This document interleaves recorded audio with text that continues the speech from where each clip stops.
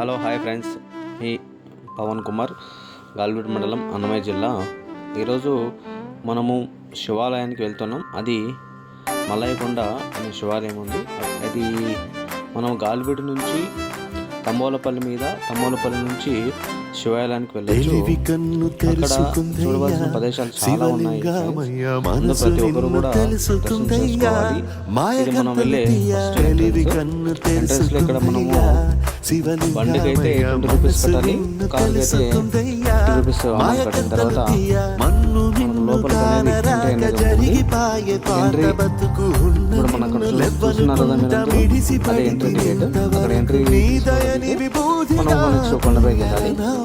కొండపైకి వెళ్ళేటప్పుడు కూడా చాలా జాగ్రత్తగా వెళ్ళాలి. ఎందుకంటే రూట్ అయితే మీరు అనుకున్నంత ఈజీ ఉండదు. ఎందుకంటే చాలా మలుగులు ఉంటాయి. ఎత్తు పెద్ద కొండ మీద శివయ్య స్వామి ఉన్నాడు కాబట్టి మనం వెళ్ళాలి అన్నా కూడా చాలా రిస్క్తో కూడుకున్న విషయము. కాబట్టి ప్రతి ఒక్కరూ కూడా దయచేసి బండ్లలో వెళ్ళేటప్పుడు కానీ కాళ్ళలో వెళ్ళేటప్పుడు కానీ కొంచెం జాగ్రత్తగా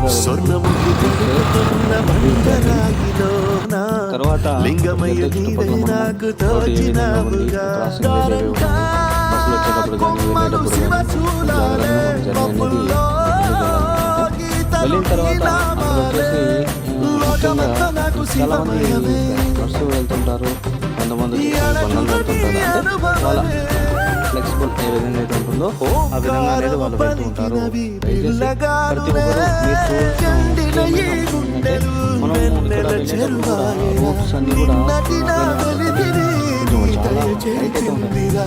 కాబట్టి దయచేసి ప్రతి ఒక్కరు కూడా వెళ్ళేటప్పుడు చాలా జాగ్రత్తగా వెళ్ళండి.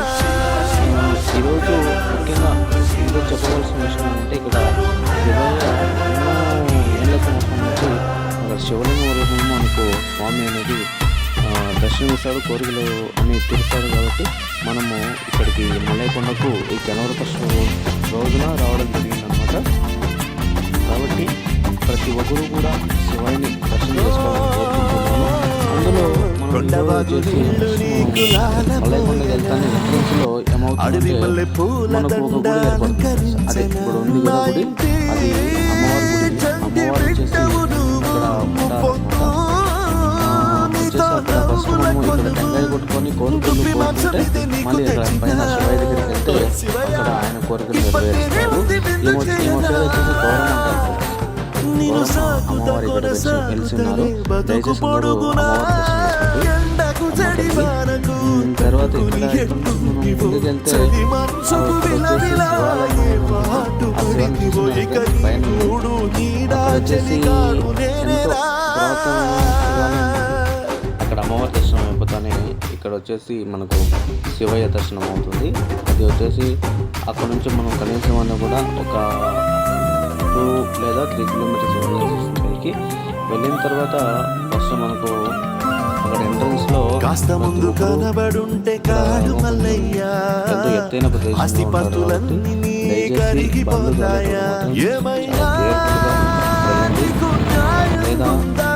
ఎవరైనా సరే వెళ్దాము చాలా బాగుంటుంది. ఎందుకంటే ప్రతి ఒక్కరు కూడా చేయవలసిన ఫస్ట్ పని కూడా లైఫ్లో ఒకసారి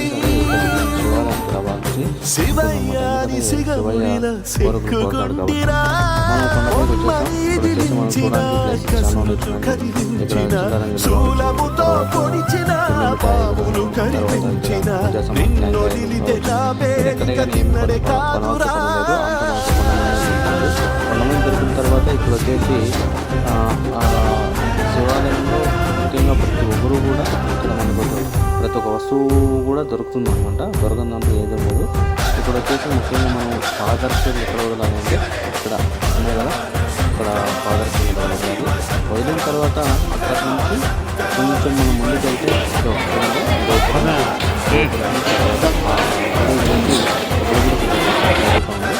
ఈ తర్వాత ఇక్కడ వచ్చేసి మనం అందరూ గజస్వామి.